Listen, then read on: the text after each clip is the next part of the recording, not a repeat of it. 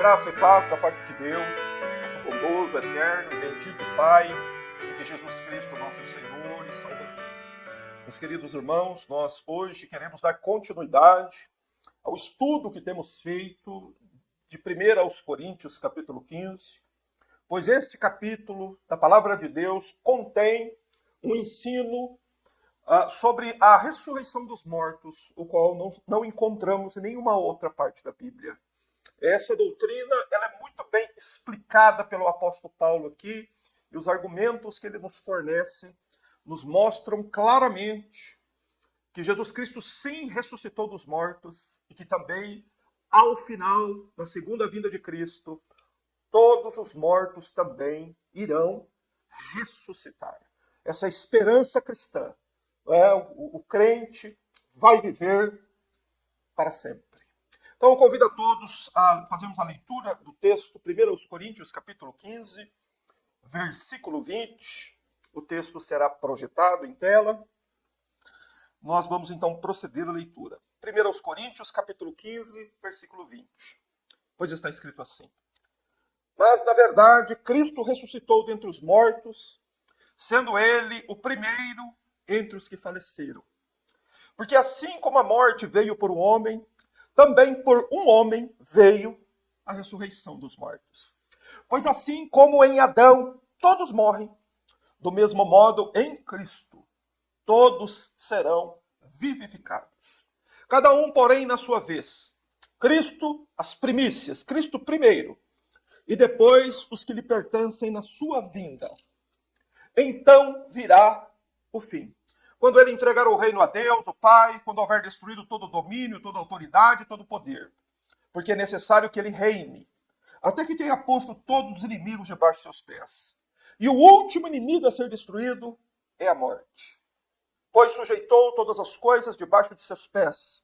Mas quando diz todas as coisas lhe estão sujeitas, é claro que isso não inclui quem lhe sujeitou todas as coisas. E quando todas as coisas lhe estiverem sujeitas, então o próprio Filho se sujeitará àquele que todas as coisas lhe sujeitou, para que Deus seja tudo em todos. Amém. Louvado seja Deus. Vamos, meus irmãos, orar, vamos fechar os nossos olhos. Nosso Deus e eterno Pai, a Ti rendemos, Senhor, o louvor, a adoração e a gratidão. Senhor, pois o dom da vida é um presente que recebemos de Ti, Senhor. E com ele, ó Deus, muitas expressões da Tua bondade têm sido manifestadas a nós, como o sol, a chuva, o alimento, as vestes, o teto, o trabalho, a saúde. Meu Deus, todas estas coisas são preciosas dádivas de Deus, a qual devemos continuamente dar graças àquele que nos concedeu todas as coisas. Senhor, sobretudo te louvamos pelo Teu Filho que morreu por nossos pecados, como nos diz o Evangelho, mas que ressuscitou e está vivo à Tua direita nos céus, aguardando o dia em que Ele virá buscar o seu povo, ressuscitar os mortos e instaurar o grande julgamento. Senhor, sobre todas estas coisas, depositamos a nossa fé, a nossa esperança e confiamos na Tua palavra, Senhor, pois sabemos que o Senhor não é homem para que minta e que nunca nenhuma de Tuas palavras, nenhuma profecia jamais ficou sem se cumprir. Tampouco, Senhor, ficará alguma que está para o nosso futuro, porque o Senhor é poderoso, todo-poderoso Deus, um Deus santo, que zela por Tua palavra. E que por fim, Senhor, todas as profecias, tudo que está no nosso futuro, se cumprirá de acordo com Tua palavra. Abençoa-nos para que o nosso coração, Senhor, confie em Tua palavra e o Senhor nos abençoe para a Tua glória e Teu louvor. Oramos e damos graças ao Senhor por este culto, em nome do Senhor Jesus. Amém. Meus irmãos, o nosso tema de hoje é as primícias dos que dormem. Nós sabemos que o Evangelho é uma boa notícia. A própria palavra Evangelho, ela tem essa tradução. Evangelho significa boa notícia. Mas qual é esta boa notícia do Evangelho para nós? A boa notícia é que o Senhor Jesus Cristo, Filho de Deus, ele foi preso. Ele foi condenado. Jesus foi torturado e ele sofreu de modos que a mente humana não consegue medir.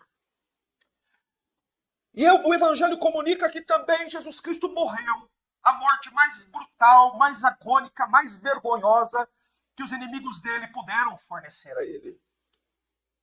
Mas a boa notícia da Bíblia também é que a própria Bíblia está repleta de provas incontestáveis de que o Senhor Jesus verdadeiramente esteve morto. Há inúmeros textos bíblicos, provas bíblicas de que o Senhor Jesus verdadeiramente morreu. E que, de fato, o corpo santo do Senhor Jesus pendeu sem vida na cruz. E foi para provar este fato para nós, de uma vez por todas, que Jesus Cristo, de fato, esteve morto na cruz, que o apóstolo João narra que soldados romanos viram o Senhor Jesus morto, mas, e por causa de eles perceberem, eles serem pessoas aptas a atestar a morte de alguém, pois eram soldados e já haviam visto muitas pessoas mortas, então eles sabiam muito bem discernir entre uma pessoa viva e uma pessoa morta. Mas mesmo assim, para se certificar que Jesus estava morto, a Bíblia nos diz lá em João capítulo 19, versos 32 e 33, que um dos soldados então perfura ao lado do Senhor Jesus com uma lança, causando nele um ferimento mortal. Aquela lança que foi cravada na lateral do corpo do Senhor Jesus é uma prova irrefutável de que aquele corpo estava verdadeiramente sem vida. Jesus esteve morto. O Evangelho nos ensina isso. E a boa notícia é também que naquele mesmo dia em que Jesus estava morto, pendurado na cruz, depois de suportar 6 horas de extrema tortura, sofrimento e agonia, naquele mesmo dia, que era o dia da Páscoa, José de Arimateia e Nicodemos, eles foram corajosamente até o Calvário e eles retiraram da cruz o corpo do Senhor Jesus sem vida, e o Evangelho de João narra o que eles fizeram. Eles pegaram o corpo sem vida do Senhor Jesus, envolveram num lençol de linho que José de Arimateia havia comprado por um preço muito alto, e colocaram especiarias ali no corpo, como era costume dos judeus fazer, e sepultaram Jesus num sepulcro que não tinha sido usado por ninguém, num sepulcro novo, que era próximo de um jardim. Então a Bíblia, o Evangelho nos informa esta boa notícia. Jesus sofreu, Jesus morreu, Jesus foi sepultado, mas o Evangelho diz também que o nosso Salvador não ficou morto. Ao terceiro dia, a morte não pôde reter o Senhor Jesus. Ele ressuscitou dos mortos, quebrando as algemas da morte, diz a Bíblia, e eis que Jesus saiu vivo e caminhando de dentro da sua sepultura. Isso significa que Jesus venceu a morte. Cristo venceu a morte, mas nós precisamos entender biblicamente quais são as consequências, quais são as implicações de Jesus ter vencido a morte.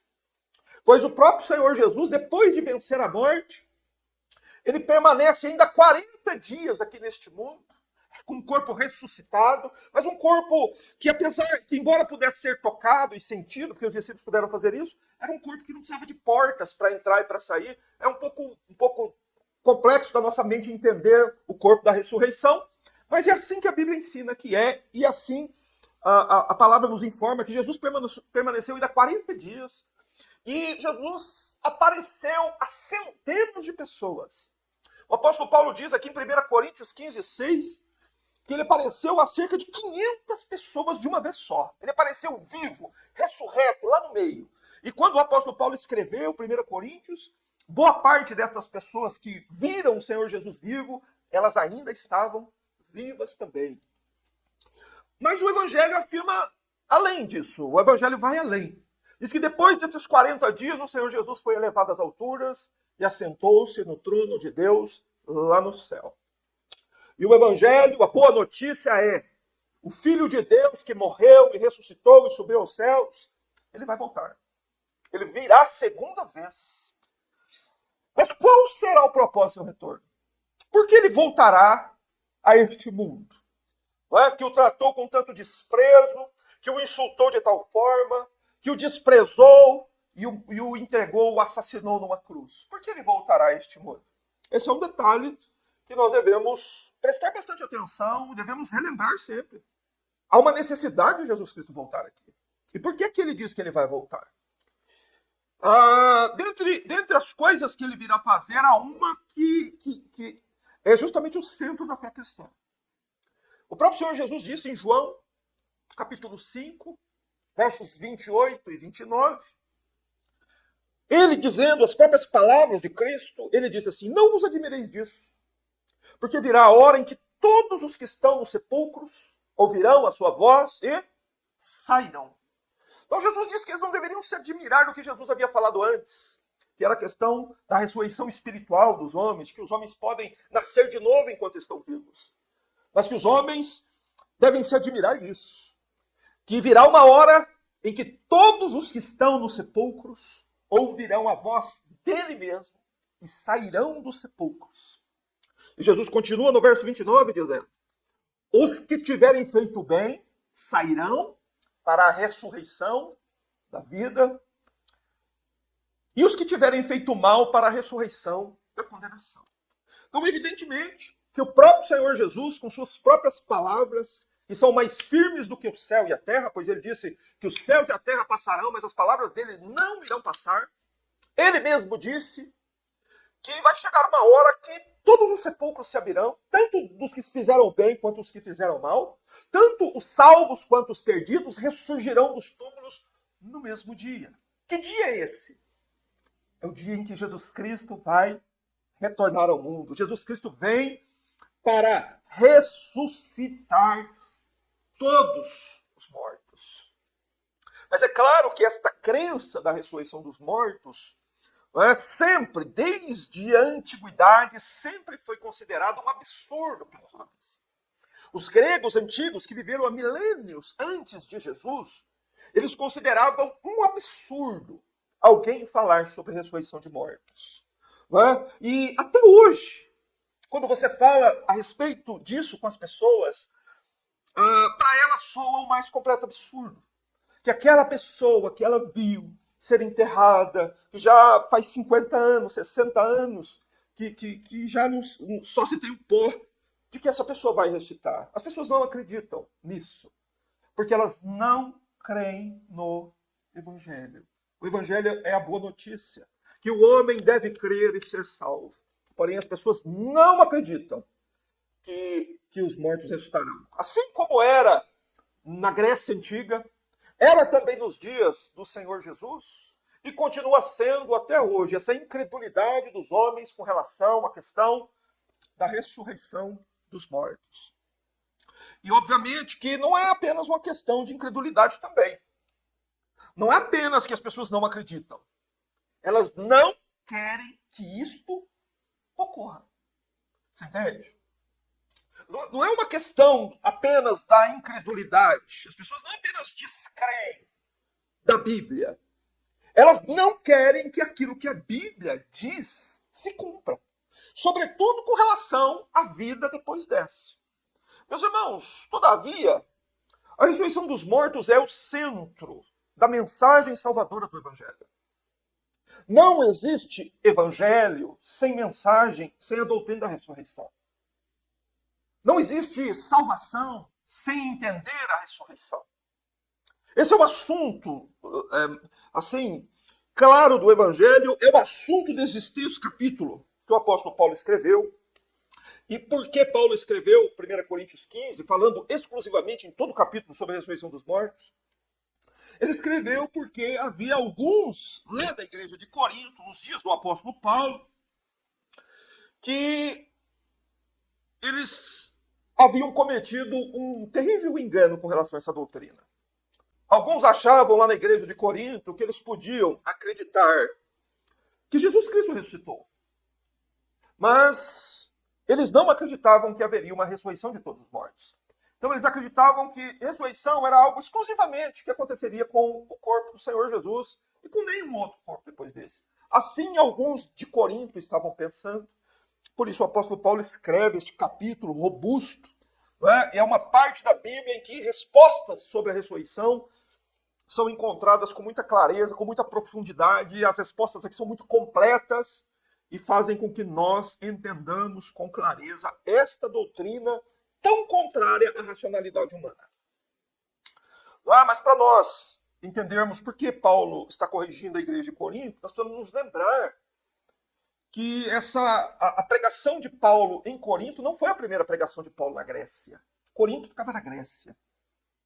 Antes de pregar nessa igreja de Corinto, e nessa igreja de Corinto aqui ser instituídas, os crentes se converterem, a primeira pregação de Paulo foi aonde?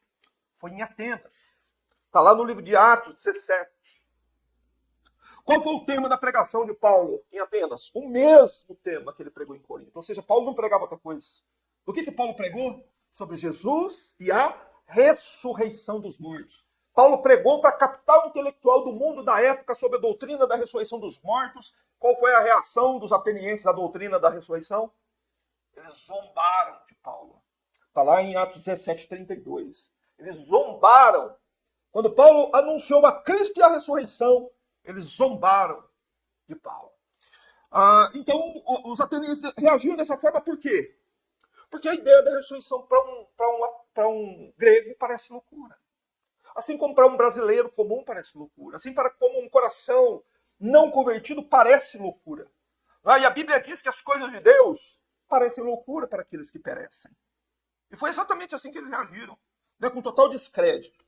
Então Paulo faz o quê? Paulo sai de Atenas, vai para Corinto e lá Paulo prega. E lá em Corinto, Paulo prega o evangelho. E em que consistia o evangelho que Paulo pregou em Corinto? A mesma mensagem que ele pregou em Atenas. Só que lá em Corinto, muita gente se converteu. Paulo descreve aí o que ele pregou no capítulo 15, versos 3 e 4. Ele diz que ele pregou o seguinte, a mensagem dele. Foi que Cristo morreu por nossos pecados. O que Paulo está pregando? O evangelho. E que consiste o evangelho? Como simplificar o evangelho para as pessoas? Como levar o evangelho para uma pessoa que é ignorante quanto ao evangelho? O que é essencial do evangelho pregar para uma pessoa quando ela está na hora da morte? Qual é a parte essencial? Há perdão para seus pecados, pecador. Jesus morreu por nossos pecados segundo as Escrituras, diz Paulo. Assim diz a Bíblia. Jesus morreu por nossos pecados e foi sepultado, assim como João descreveu. José de Arimateia e Nicodemos sepultaram o corpo de Jesus e ele ressuscitou ao terceiro dia, segundo as Escrituras. Então, Paulo pregou sobre isso. E pregou também que Jesus apareceu vivo a muitas testemunhas.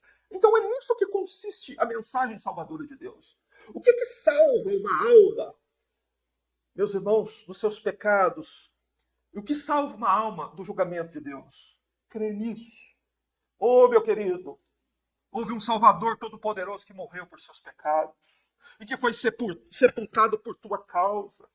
Mas ele venceu ao terceiro dia os grilhões da morte. Foram soltas as ânsias da morte, disse o apóstolo Pedro, porque era impossível que a morte o retesse. E ele apareceu vivo a centenas de pessoas.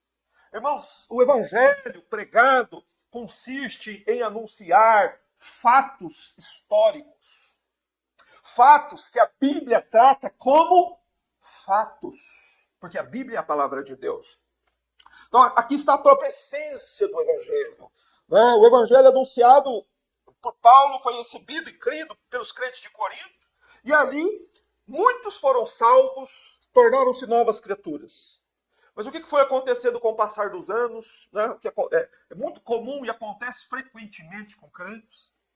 Os crentes verdadeiros são assediados pelo mundo. E o mundo vem com as suas filosofias, com as suas ideias, e se o crente der ouvido para isso, ele acaba sendo influenciado. E foi o que aconteceu com alguns da igreja de Corinto.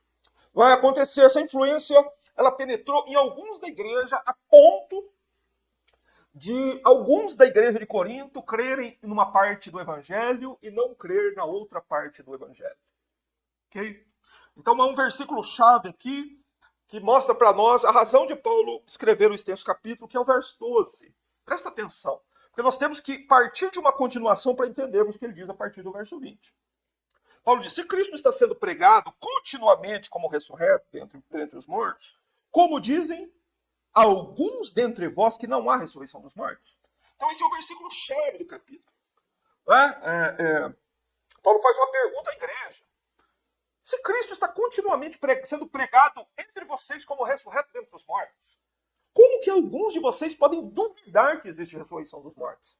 Você entende aqui a pergunta de Paulo e a questão que estava no coração de alguns da igreja? Eles criam na ressurreição de Cristo, mas ele não cria que ele mesmo iria morrer e iria ressuscitar depois.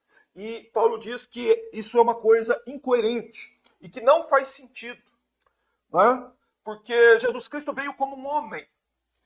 Jesus veio como um homem. E ele fala sobre isso no texto que nós vamos estudar logo mais. E se homens não ressuscitam, então Cristo também não ressuscitou, porque Jesus Cristo era um homem. Paulo diz que quem não crê na doutrina da ressurreição torna o evangelho inútil. Porque o evangelho torna-se para você algo apenas para essa vida aqui. Como a gente vê hoje na televisão. O evangelho se torna uma coisa para essa vida. Uma coisa para o material, para os problemas da doença, para os problemas terreais. Porém, o evangelho não trata disso, meus amados. Como eu já disse em outras pregações anteriores, o evangelho não muda a nossa situação aqui na terra. O evangelho muda a nossa situação depois que nós partirmos deste mundo. É a nossa situação depois desta vida que precisa ser alterada. E não a nossa situação aqui neste mundo. E por quê? Porque tudo neste mundo é temporal, é passageiro, é transitório. Mas tudo que vem depois é eterno. Então, se a pessoa não crê que mortos ressuscitam, isso torna incoerente a fé dele com relação à ressurreição do próprio Senhor Jesus, torna a pregação do evangelho inútil, a fé inútil. E se Cristo não ressuscitou, Paulo diz, a nossa religião não tem nenhum valor, nós não temos esperança e somos os mais miseráveis de todos os homens. Não é? Por que nós somos os mais miseráveis de todos os homens se não crermos na doutrina da ressurreição? Porque acaba-se a nossa esperança. Os que morreram se perderam. Nós continuamos nossos pecados. Então tudo permanece como antes e a nossa religião se torna algo inútil. Sem você crer nesses dois pontos do evangelho. Você tem que crer que Cristo ressuscitou. Porque existem centenas de provas bíblicas da ressurreição de Jesus. Em torno de 500 provas bíblicas. Mas sobre a ressurreição dos mortos, nós nunca vimos um morto ressuscitar. Não é? Não é verdade? Você já viu? Não, mas a Bíblia mostra a ressurreição de mortos. Mais à frente eu vou falar algo sobre isso. Mas, enfim, aqui para a gente partir aqui para a explicação do texto. A doutrina da ressurreição é a base da pregação e da religião cristã. Por isso um crente não se desespera, não entra em crise, não entra em choque, não desmonta diante do luto, da morte. Não desmonta. Por que não? Porque ele sabe o que é a morte. Ele tem consciência daquilo que a Bíblia afirma acerca dela. E é sobre a doutrina da ressurreição, irmãos, que muitos estudiosos disseram. É sobre essa doutrina que o cristianismo fica de pé ou cai. Você já reparou que faz 2000 anos que os arqueólogos estão procurando o túmulo de Jesus? Você sabe disso? Centenas, milhares de arqueólogos passaram 2000 anos, até essa presente hora, estão procurando o túmulo de Jesus. Você sabe o que eles pretendem encontrar dentro do túmulo de Jesus? O corpo de Jesus. Por que eles estão fazendo isso? Porque se encontrar o corpo de Jesus, o que acontece com a fé cristã? Ela desmorona, ela acaba. Tudo se baseia na verdade que Cristo ressuscitou dos mortos. Ok? E é por isso que se diz isso. A doutrina da ressurreição é por ela que o cristianismo fica de pé ou cai. Meus irmãos, e uma outra verdade sobre essa doutrina. Escuta, presta atenção. Essa é a doutrina que enche o coração dos crentes de esperança. Você quer ter esperança? Escuta o que diz o Santo Evangelho. Leia novamente o que Paulo diz no verso 20. Paulo diz, mas na verdade, ou de fato, Cristo ressuscitou dentre os mortos, sendo ele a primícia dos que dormem. Veja, Paulo diz assim, mas de fato, Paulo apresenta a ressurreição do Senhor Jesus como um fato histórico comprovado, como um fato histórico que ele era testemunha. E a própria conversão de Paulo é uma prova contundente da ressurreição de Jesus, não é? Paulo antes era o maior inimigo da igreja. Depois que Paulo viu Jesus, ele se torna o maior pregador da igreja, o maior plantador de igreja, o maior evangelista que esse mundo já viu. Paulo saía o mundo afora dizendo: Jesus Cristo morreu e ele ressuscitou. E o que poderia mudar um homem assim? Senão a verdade que Paulo, como ele cita na Escritura, aqui no próprio capítulo 15, verso 8, que Jesus apareceu para ele. O que mais poderia mudar um homem como Paulo foi mudado? Nada a não ser a verdade de que Cristo ressuscitou. Por isso o verso 20, ele está expondo a sua própria convicção. Irmãos, é um fato. Cristo ressuscitou dentre os mortos, mas agora Paulo quer nos dar uma outra perspectiva sobre a ressurreição. Ele quer nos ensinar mais sobre a ressurreição. Ele quer explicar para a igreja o que é a ressurreição, o que ela significa, que ela estava prevista em festas do Antigo Testamento. Por isso Paulo diz que Cristo é as primícias, no plural. Por que Paulo diz assim? Que Cristo é as primícias. Paulo está conectando a ressurreição do Senhor Jesus com uma festa judaica lá de Levítico, capítulo 23, versos 29 a 14. Qual era essa festa? Era a festa das primícias. Na primícia, a palavra primícia significa primeiro, ou primeiros frutos de uma colheita. Paulo está dizendo, Jesus foi a primícia dos que dormem. Quando que esta festa da primícia acontecia? Presta atenção. Veja como essas festas do Antigo Testamento, todas elas eram profecias sobre a vinda, a morte e a ressurreição de Cristo. A festa das primícias acontecia 3 dias depois da Páscoa. A Páscoa acontecia na sexta, então passava o sábado, e quando que acontecia a festa das primícias? No domingo. Está profetizando lá em Levítico 23. Então, na sexta-feira, os judeus sacrificavam o cordeiro da Páscoa, conforme o mandamento de Deus em Êxodo capítulo 12. Na sexta-feira, era a ordem de Deus em Êxodo 12. 3 dias depois, no domingo, o que eles faziam? Logo depois da Páscoa, logo depois de todas as Páscoas, eles iam até o sacerdote e levavam um feixe da colheita. Né? Um feixe com os primeiros frutos da colheita da sua terra. E essas primícias, elas eram oferecidas a Deus, por isso era entregue ao sacerdote. Ofertadas a Deus como uma expressão de gratidão e pelo reconhecimento de Deus, de que Deus não é o dono só do feixe, mas que Deus é o dono de toda a colheita que vai vir depois. Então aquelas primícias, elas mostravam que depois que aquele feixe era trazido ao sacerdote, haveria uma colheita muito maior a ser feita. E nós devemos parar aqui e considerar esses detalhes, a perfeição da Escritura.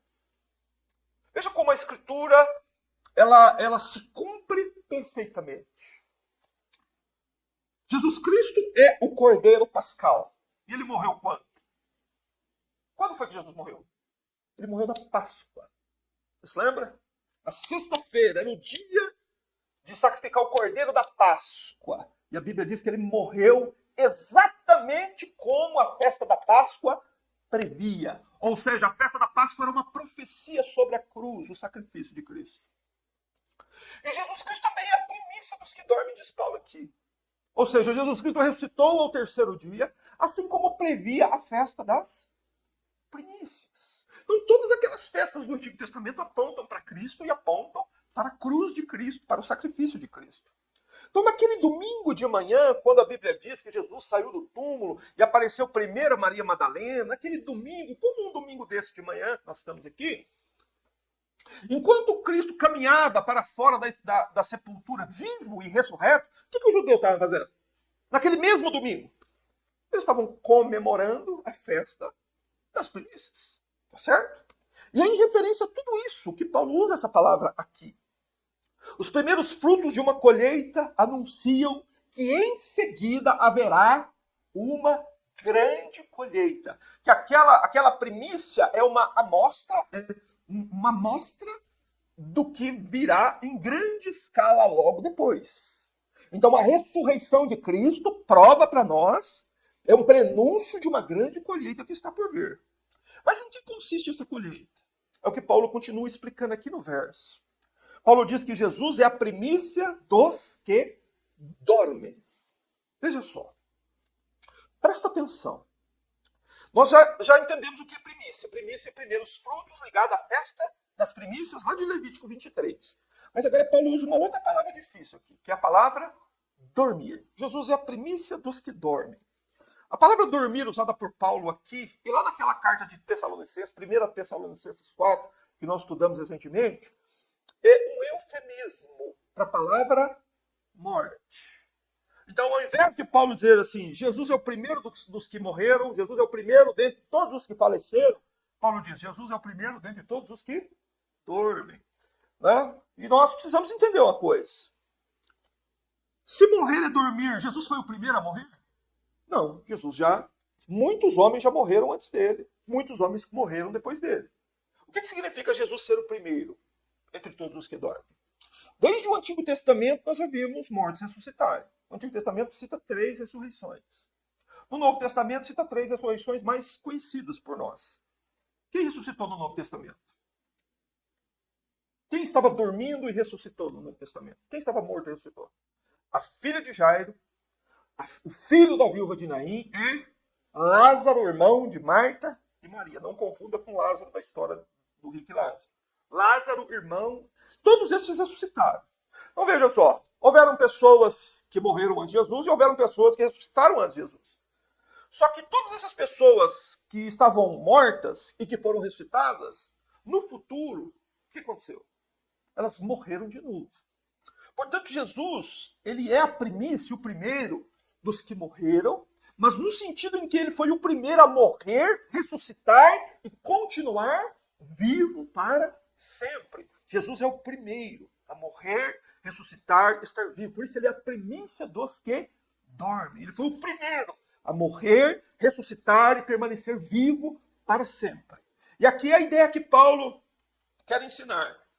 Que assim como os homens, quando morrem, na perspectiva daqueles que ficam aqui, parece que aquela pessoa está dormindo? Não parece? Parece. Parece que o morto está dormindo. Paulo quer ensinar isso, por isso ele usa essa palavra. Também para nos dar esse entendimento, para a gente compreender isso. Assim como diante dos vivos parece que uma pessoa que está morta está apenas dormindo, há um propósito nisso. É que todos os que dormem haverão de acordar. Por isso Paulo usa isso aqui, essa expressão. Por isso que Paulo usa a palavra dormir aqui. Isso é o que vai acontecer na segunda vinda de Cristo. Quando todos os corpos que dormem no pó da terra serão despertados e retornarão à vida. Por isso Cristo é a primícia. Ele foi o primeiro. Mas depois dele virá uma grande colheita. Quando será essa grande colheita? Na segunda vinda de Cristo. E quem vai ressuscitar? Todos os homens. Mas vamos ver como Paulo desenvolve e nos faz entender melhor essa questão da ressurreição nos versos seguintes. Verso 21, por favor. Porque assim como a morte veio por um homem, também por um homem veio a ressurreição dos mortos. Note nesse versículo 21 que Paulo, intencionalmente, não cita os nomes de Adão e de Jesus. Paulo cita que a morte entrou por um homem e a ressurreição dos mortos veio por um homem. O que Paulo quer dizer? Qual é a razão de Paulo omitir o nome de Adão, por exemplo? Paulo quer dizer o seguinte, que a morte é culpa de quem? Do homem. O homem é o culpado pela morte existir. Não é culpa de Deus. O homem busca transferir essa culpa. Mas quem é o culpado pela minha morte? Sou eu mesmo. A morte entrou por um homem. Então, o homem é responsável pela morte. A existência da morte é culpa dos homens. Porém, Paulo diz também que por um homem veio a ressurreição dos mortos. O que Paulo quer ensinar?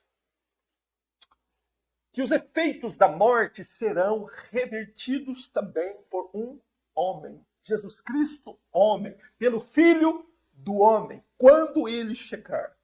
Mas note como Paulo escreve o verso, diz assim: também por um homem não virá, veio a ressurreição. Paulo coloca a ressurreição como um fato passado, consumado. Por que Paulo coloca que já veio a ressurreição, sendo que os mortos ainda estão mortos? Porque Paulo está dizendo que a ressurreição de Cristo é a nossa garantia de que todos os mortos no futuro ressuscitarão também. Não há como não acontecer isso. A própria ressurreição de Cristo, quando Cristo ressuscitou, todos os homens ressuscitaram com ele. Essa que é a ideia de Paulo. Já veio a ressurreição. Mas há um tempo entre a primeira vinda, a assunção de Jesus, e a segunda vinda, quando de fato esta coisa incrível realmente vai acontecer. Foi por meio de um homem que a morte entrou, por meio de um homem a morte sai. Verso 22, Paulo explica mais detalhadamente ainda. Quantos serão despertados? Quantos vão acordar desse sono? Verso 22, por favor. Pois assim como em Adão todos morreram, do mesmo modo em Cristo todos serão vivificados. Aqui ele já cita os nomes, ele já deixa mais claro. Em Adão todos morrem. Por que o homem morre? Como consequência direta do pecado de Adão. A sentença que foi dada por Deus a Adão não atingiu só ele. Atingiu todos os descendentes dele. E qual foi a sentença? Do suor do teu rosto comerás o teu pão, até que tornes a terra, porque és pó, e ao pó voltará. Aleluia. Essa é a sentença do Altíssimo sobre Adão e sobre todos os que descenderam dele. E você pode ver. Desde Adão não ficou um. Todos os descendentes de Adão, no tempo certo, voltaram ao pó. Foi a sentença a Adão que atinge a humanidade inteira e por isso todos morrem. Irmãos, passaram-se 6.000 anos de Adão. E todos os descendentes dele continuam envelhecendo, adoecendo, morrendo e voltando ao pó, assim como Deus disse. Porém, o verso 22, assim como o 21, diz o seguinte: que do mesmo modo como todos morrem em Adão, quantos serão vivificados em Cristo? Alguns? Muitos? Todos. O que o Espírito Santo nos fala aqui através de Paulo? Que da mesma forma que todos os homens morrem em Adão, todos os homens retornarão à vida por meio de Jesus Cristo. Não foi exatamente o que ele disse em João 5, 28 e 29? Que numa hora todos os que estão nos sepulcros ouvirão a minha voz, a voz de Cristo. Através de Cristo, todos os que morreram, desde Adão até o último que morrer antes da segunda vinda de Cristo, serão ressuscitados dentre os mortos. Só que aqui é onde nós não podemos errar. Porque há dois tipos de pensamento. Uns pensam que vão ressuscitar só os salvos, e que os perdidos vão ressuscitar só depois, que vai haver uma lacuna, um período de tempo entre a ressurreição dos salvos e a ressurreição dos perdidos. Tem gente que diz que vai acontecer depois de 1000 anos. Mas como o Senhor Jesus diz que vai acontecer? Jesus diz que numa hora, todos os que estão nos sepulcros ouvirão sua voz e sairão. Mas, em resumo, aqui o verso 22 nos informa, como João capítulo 5, versos 28, um detalhe importante sobre os que dormem. Os efeitos da morte não são eternos. Os efeitos da morte são temporários. Tão certo como todos morrem, tão certo quanto isso, todos vão reviver. É a doutrina da ressurreição, irmãos. Só que isso só vai se completar quando ele voltar a segunda vez. Quando todos os mortos forem vivificados. Né? Quando houver, então, essa ressurreição de todos os mortos, de todos os tempos. Tanto os salvos quanto os condenados. Porque esse é o plano de Deus, irmãos. Deus criou o mundo para isso. É nesse dia, no dia de Cristo, em que nós, então, veremos o plano de Deus realmente consumado. E é bíblico, a Escritura exige que isso aconteça. Ao final falarei sobre isso. Mas a ressurreição obedecerá a uma ordem. Veja, no verso 23, há uma ordem na ressurreição. As coisas não vão acontecer acontecer de qualquer jeito, mas acontecerão numa ordem pré-estabelecida por Deus. Cada um, porém, verso 23, por favor. Cada um, porém, na sua vez. Cristo as primícias, Cristo primeiro, depois os que lhe pertencem na sua vinda, e no outro final, no outro verso nós vemos, então virá o fim.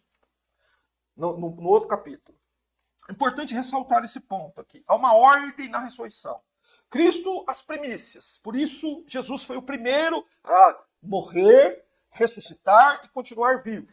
Certo? O corpo de Cristo na sepultura não sofreu decomposição, como os corpos dos homens comuns sofrem. Porque Cristo foi o primeiro em ordem de tempo. Ele ressuscitou ao terceiro dia, como a festa das primícias dizia. Mas ele também é o primeiro no sentido de que ele é o primeiro em importância. Jesus é mais importante do que toda a humanidade. Por isso que ele ressuscita primeiro e ele tem a preeminência em todas as coisas. Em tudo Cristo tem o primeiro lugar. Por isso o apóstolo Paulo em outro lugar diz: dele, por ele, para ele são todas as coisas. Glória, pois, a ele eternamente. Amém. Ele é o primeiro em importância. Por isso Cristo primeiro. Cada um na sua vez. Cristo primeiro. Isso aconteceu 2000 anos. Depois, 2000 anos se passaram. Pode se passar um pouco mais de tempo. Nós não sabemos quando. Mas depois, isso está no futuro, essa segunda parte. Depois os que lhe pertencem na sua vinda. Então há pessoas que pertencem a Cristo. E estes ressurgirão primeiro na segunda vinda. Quem vai ressuscitar primeiro? Os salvos ou os perdidos, ou eles vão ressuscitar juntos? A Bíblia diz que os salvos ressuscitam primeiro. Depois os perdidos, porém no mesmo dia, no mesmo evento. Depois, no final, eu vou explicar por quê. Qual a razão de salvos e perdidos estarem ressuscitados para o dia do Senhor. A Bíblia nos explica isso. O verso seguinte fala que, então, logo depois, quando Cristo vem e recebe os seus na sua vida, o que acontece depois? Há também várias teorias sobre isso. Há pessoas que dizem que depois do retorno de Cristo o mundo continua, as coisas continuam, as festas vão continuar, os shoppings vão continuar abertos, os aviões vão continuar voando. O que a Bíblia diz? O que o apóstolo Paulo diz? A Bíblia diz que depois disso, o que tem? O fim. O fim do quê? O fim do mundo. O fim deste mundo. É neste dia que acontece aquilo que Apocalipse 21 diz. O céu e a terra passaram. Vem o fim do mundo. Quando? Quando ele entregar o reino a Deus, o Pai, quando houver destruído todo o domínio, toda a autoridade, todo o poder. Cristo, ao final, o plano de Deus é que Cristo, por fim, depois de ele haver vencido todos os seus inimigos, que é o que ele vem fazer, lembre-se que a Bíblia diz que quando Jesus voltar, haverá um governante mundial, que a Bíblia chama de anticristo, que vai unir todo o poder militar do mundo para tentar lutar contra Cristo. E como é que Cristo vai vencê-los? Não vai nem levantar o dedo. Ele vai fazer assim, ó. Com o sopro da sua boca, Cristo aniquilará o maior poder que este mundo já viu. Cristo vai destruir todo o domínio e autoridade, tanto humanos quanto espirituais, que não se dobraram a Ele como Rei e Senhor. Todos aqueles que hoje se recusam a se dobrar diante de Cristo, infelizmente terão o mesmo fim. Porque Cristo, ele vai destruir todo domínio e autoridade que se opõe ao reino dele. E quando isto for concluído, Cristo vai voltar triunfante, derrotar seus inimigos. Só que nós precisamos nos lembrar de um aspecto muito importante. Isso está no futuro. Isso vai acontecer ainda. Ok? Mas enquanto isso não acontece, quem governa a história? Quem está no controle do universo? Quem governa o mundo? Quem garante que um asteroide não vai destruir o nosso mundo? Quem garante que não vai alguém apertar um botão lá e acontecer uma terceira guerra mundial que vai devastar a raça humana? Quem garante? Quem está no reino? Quem governa? Leia o verso 25. E traz segurança para o seu coração viver hoje. Porque é necessário que ele reine, até que tenha posto todos os inimigos debaixo de seus pés. Então, Isso aqui desfaz uma ideia que os crentes têm, muitos crentes, pelo menos, de que Cristo será o Rei dos Reis. Cristo não será o Rei dos Reis. Ele já é. O verbo reinar aí está no presente. Quem está governando o mundo? O que acontece no mundo? De quem procede? Do próprio Senhor Jesus. A Bíblia prova isso. A Bíblia nos diz que depois dos 40 dias que Jesus permaneceu ressurreto entre os discípulos, ele foi levado aos céus. E o que aconteceu depois? Apocalipse capítulo 5 diz que Jesus sobe aos céus. E lá nos céus ele é o único achado digno de tomar das mãos de Deus o livro selado e abrir os selos do livro. O que é aquele livro selado que Jesus pega das mãos de Deus no céu depois de ser assunto aos céus? Aquele livro contém a história escrita do mundo. Contém os fatos do mundo que aconteceriam no futuro. Quem escreveu a história do mundo? Foi Deus. Mas quem é que reina sobre a história do mundo? É Cristo, de acordo com a vontade do Pai. Por isso que ele toma o livro selado e ele tem autoridade para abrir aqueles selos. E conforme nós lemos em Apocalipse, ele abre um selo, acontece alguma coisa. Ele abre o selo, acontece outra coisa na terra.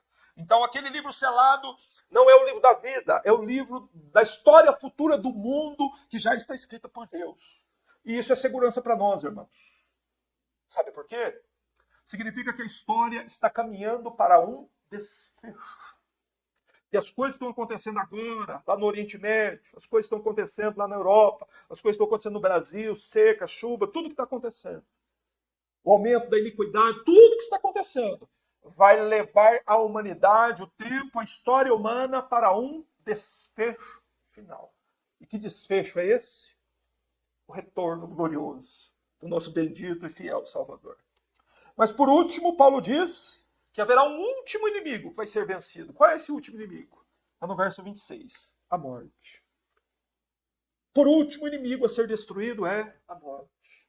Então o nosso bendito Senhor, que morreu por nossos pecados, que ressuscitou o terceiro dia, que apareceu vivo, ele é tão poderoso que nem a morte para diante dele. Ele vem também destruir para sempre a morte. A morte ela já foi derrotada por Cristo ao terceiro dia. Só que agora, quando Cristo voltar, o que ele vai fazer com a morte? Ele vai destruir a morte.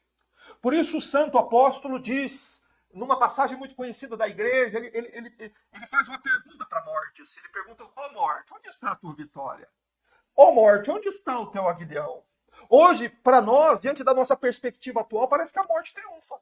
Parece que ninguém pode com a morte. Ninguém vai parar a morte. Ninguém pode destruir a morte. Porém, a Bíblia nos garante que Jesus Cristo já triunfou sobre ela. E ao final, todos farão essa pergunta. Onde está, ó morte, a tua vitória? Porque a Bíblia garante que em Cristo Jesus todos os mortos haverão de ressuscitar. E ela vai desaparecer para sempre. E simplesmente, depois do dia de Cristo, depois deste evento grandioso, ninguém mais vai morrer de novo. Nem os salvos, nem os perdidos. Então a gente devia prestar atenção nisso. A morte vai ser aniquilada. O último inimigo a ser destruído é a morte. E isso vai acontecer como? Como Jesus vai destruir a morte? Simplesmente ressuscitando todos os mortos. E que vitória a morte teve? Todos os que ela levou, Jesus trouxe de volta. Então Jesus virá fazer isso. Nós devemos prestar atenção que ainda por um pouco de tempo a morte mantém seu império. Mesmo ferida, ela ainda continua ceifando, ceifando e ceifando. Porém, os que são de Cristo e que partem, diz o livro de Apocalipse, são bem-aventurados, os que morrem no Senhor. Então, quando a gente parte no Senhor, essa pessoa ela é bem-aventurada. Ela dorme esperando o momento do retorno de Cristo, quando essa pessoa também retomará seu corpo. Por fim, irmãos, versos 27 e 28, que nos fala um pouco sobre onde os salvos vão morar. Presta atenção. Pois sujeitou todas as coisas debaixo de seus pés. Depois da vinda, depois da ressurreição, depois que Jesus venceu o anticristo, depois que Jesus aniquilou a morte. Pois sujeitou todas as coisas debaixo de seus pés, ou seja, o plano de Deus já está consumado. Mas quando diz todas as coisas lhe estão sujeitas, é claro que isso não inclui quem lhe sujeitou todas as coisas. Então, há uma exceção. Deus, o Pai, não vai se sujeitar a Cristo. É Cristo que vai se sujeitar ao Pai. E isso com uma razão. No final ele diz que a razão é para que Deus seja tudo em todos. Mas para nós entendermos aqui, rapidamente, o que Paulo quis dizer, que Deus sujeitou todas as coisas debaixo dos pés de Cristo, nós precisamos voltar lá no Éden.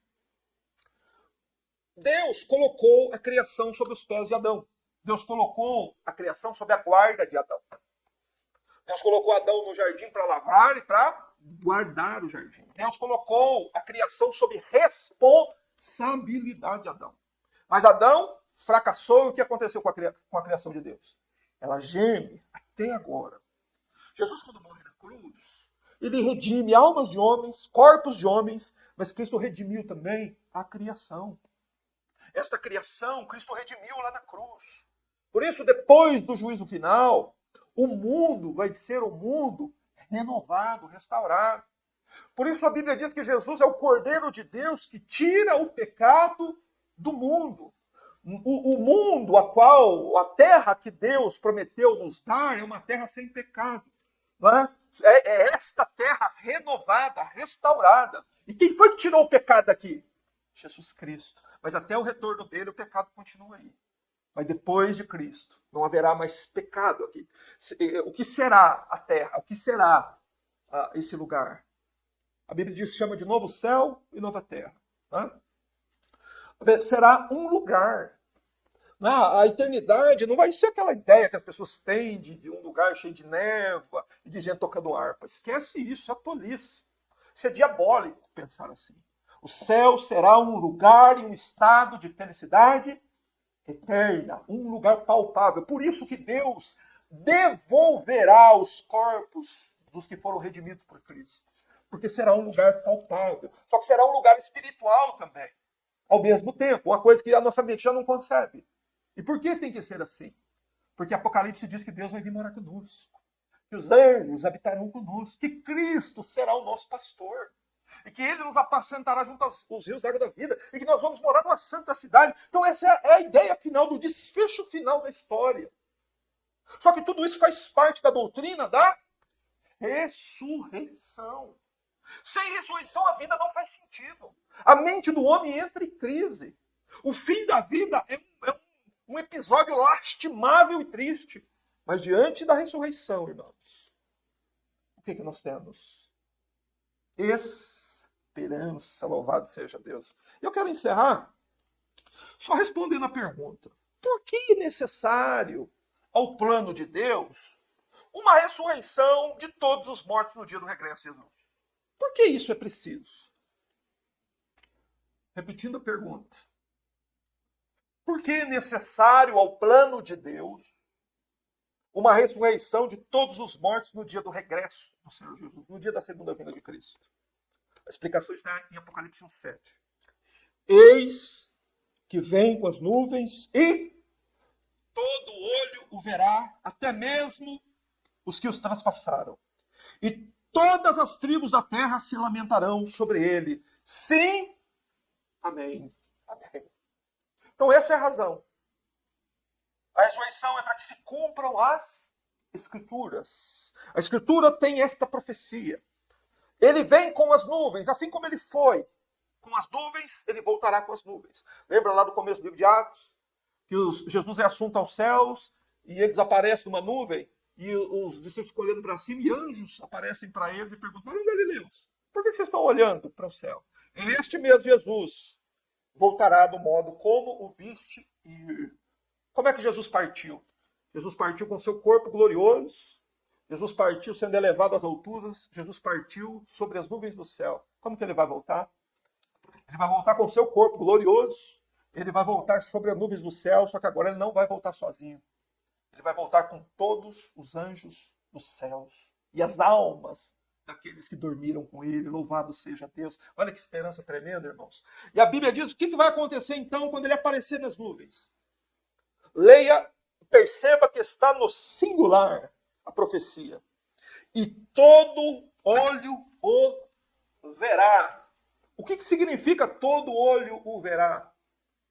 Toda a raça humana, todos os olhos que já enxergaram alguma coisa aqui neste mundo, estarão de pé, uma multidão incontável de seres humanos, olhando para cima, contemplando o Senhor Jesus voltar com grande poder e glória. Louvado seja Deus. Só que não vai ser todo mundo que vai se alegrar desse dia, não. Só os salvos. Os ímpios, o que vai acontecer com eles? Se lamentarão. Será um dia de tristeza também. Em todas as tribos da terra, no mundo inteiro, haverá grande lamentação quando Cristo voltar. Você sabe por quê? Escuta. Porque não creram na doutrina da ressurreição. Porque acharam a doutrina da ressurreição absurda demais para acreditar. Porque não creram que o Deus Todo-Poderoso e Santo da Escritura é poderoso para trazer do pó de volta ao homem. Meus irmãos, a nossa mente não entende como Deus é poderoso para fazer isso. Nós não temos compreensão, nós não temos capacidade. Pois há nações que já desapareceram da Terra há milênios, e todos os habitantes já viraram poeira, e a poeira dele já se misturou com a poeira deste mundo, e no dia da ressurreição, molécula por molécula, átomo por átomo, vai voltar para aquele corpo, e aquele corpo vai receber vida de novo. Como que a nossa mente entende isso? Ela não entende. Quando a nossa mente falha, o que nos resta fazer? Simplesmente crer, porque assim o Espírito Santo diz, por meio da sua palavra. Nenhuma palavra cai por terra das palavras de Deus. Por isso, ore e reflita numa pergunta que eu vou deixar aqui para encerrar. Como é que nós devemos viver enquanto aguardamos estas coisas? Feche seus olhos. Santo Deus, tememos e trememos diante da Tua palavra, Senhor. Mas nós cremos naquilo que o Espírito Santo disse. Disse por meio de João. Disse, Senhor, em toda a Tua palavra. Que haverá um dia em que todo olho verá o Teu Filho vivo, glorificado, todo-poderoso, descer do céu com todos os anjos de Deus. Senhor, todos ressurgirão dos túmulos. E que esperança, Senhor, temos com relação a isso? Sabemos que isso consiste a esperança do Teu povo. Concede-nos a Tua graça para que a nossa fé esteja firmada nestas coisas. Para que não venhamos vacilar, Senhor. Para que quando a doença, para que quando o luto, quando as dificuldades se agravar nas nossas vidas, continuemos olhando para o alto e olhando, Senhor, e nos deleitando nessas palavras. Pois em Cristo Jesus todos serão vivificados. E possamos nos recordar que todos os nossos queridos que já morreram com Cristo retornarão. E nós os veremos de novo. E estaremos junto deles, e junto do Senhor, e junto de Deus, e junto dos anjos, para todo sempre. E esta é a Tua palavra, Senhor, e nela cremos. Para a Tua glória e Teu louvor, aguardamos este dia olhando para o alto. Bendito seja o Teu nome, Senhor, por nos prover esta bênção nesta manhã. Graças Te damos, no nome santo do Senhor Jesus. Amém.